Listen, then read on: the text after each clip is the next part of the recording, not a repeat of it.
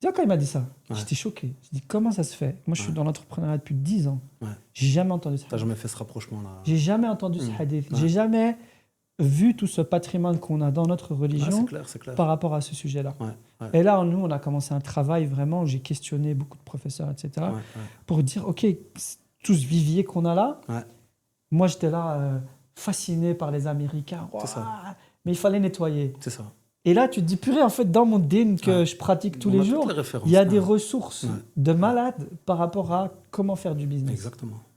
Là, tu te dis, en fait, que... Là, le déni il englobe tout, hein, déjà à la base. Mais après, je pense que c'est comme tu as dit, c'est intéressant parce que tu as dit qu'il y a eu un éveil au sein de la communauté par rapport à l'entrepreneuriat.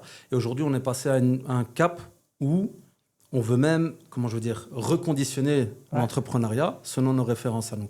Et en fait, tu vois, on a beaucoup parlé du Maroc. Donc, bon, ici, actuellement, on est sur place.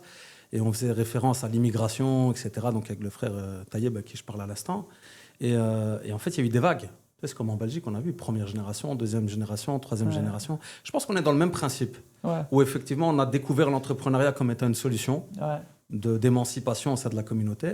Et aujourd'hui, en fait, il y a vraiment, comme tu as dit, on révise les codes. Voilà. Et là, c'est super intéressant. C'est toujours comme ça. Comme tu as dit, on découvre une nouvelle... C'est comme, regarde, quand la finance islamique est sortie, exactement. La finance islamique, quand elle est arrivée, elle a commencé à se calquer sur le modèle des banques traditionnelles pour voir comment on peut nettoyer tout ça. Exactement. Mais elle n'a pas remis en question le principe même de ces banques capitalistes, etc. Et aujourd'hui, alhamdoulilah, tu as un deuxième souffle au niveau de la finance islamique qui ne cherche pas à calquer, mais à proposer son propre modèle. Exactement.